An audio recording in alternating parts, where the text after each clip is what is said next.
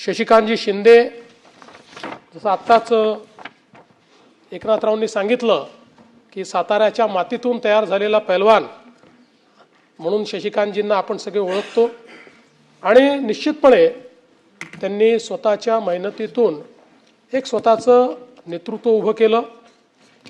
विशेषतः माथाडी आणि कामगार चळवळीत एक मोठं योगदान त्यांचं राहिलेलं आहे आणि सातत्याने संघटना चालवायची, अधिकारांकरता लढायचं, या सगळ्या गोष्टी जरी असल्या तरी देखील गेल्या काही वर्षांच्या मी जे काही त्यांच्यासोबत सातत्याने माझ्या चर्चा होतात किंवा अनेक वेळा शिष्टमंडळात आम्ही भेटतो, तर गेल्या 10 वर्षातला माझा अनुभव आहे की शशिकांतजी हे आपल्या विषयांकरता आग्रही असतात, पण त्याचसोबत राज्याची परिस्थिती काय आहे, राज्याच्या हिताचं काय आहे हे समजून घेण्याची मानसिकता देखील शशिकांतजींची मी नेहमी पाहिली आहे। आणि मला असं वाटतं की कामगार नेते हे टोकाचे आग्रही असले पाहिजेत, पण टोकाचा आग्रह असताना त्या ठिकाणी सिस्टीम कोलॅप्स होणार नाही अशा पद्धतीनं हे काम झालं पाहिजे। आणि मला असं वाटतं की अशाच पद्धतीचं काम त्यांचं आपण पाहिलेलं आहे।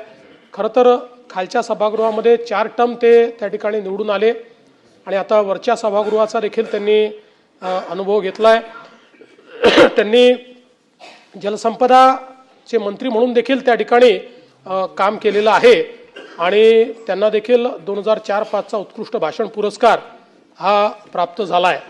खरं तर 1990 पासून सामाजिक, शैक्षणिक आणि सांस्कृतिक अशा सर्व कार्यांमध्ये ते सहभागी राहिले आणि वेगवेगळ्या युनियनची स्थापना करणे किंवा काही युनियन्समध्ये जी एक मोठी त्या ठिकाणी परंपरा आहे ती परंपरा निभावणे हे काम त्यांनी केलं आणि म्हणून साताऱ्यासोबत नवी मुंबई हे देखील त्यांचं कार्यक्षेत्र राहिलेलं आहे।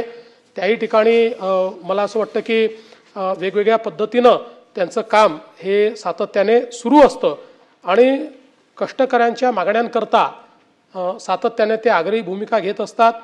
एखादा कायदा आला, एखादा नियम झाला, एखादा निर्णय झाला की अतिशय हिरिरीने त्या विषयात कामगार हिताचं काय आहे हे मांडण्याचं काम शशिकांतजी या ठिकाणी करत असतात।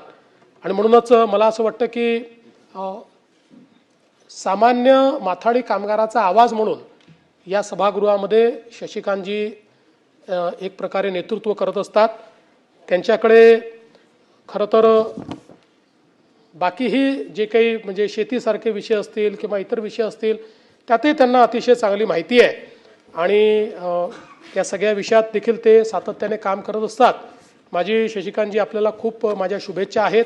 आपण अशाच प्रकारे ही जी काही कामगार चळवळ आहे ती उत्तमपणे चालवत राहावी आणि आता ज्या काही अर्थव्यवस्थेच्या नवीन गरजा आहेत त्या गरजा ओळखून कामगारांच्या हिताकरता पण अर्थव्यवस्था चालली पाहिजे अशा दृष्टीनं कसं कार्य करता येईल याकरता तुमचं सहकार्य हे आम्हाला नेहमीच मिळत राहील ही मला अपेक्षा आहे।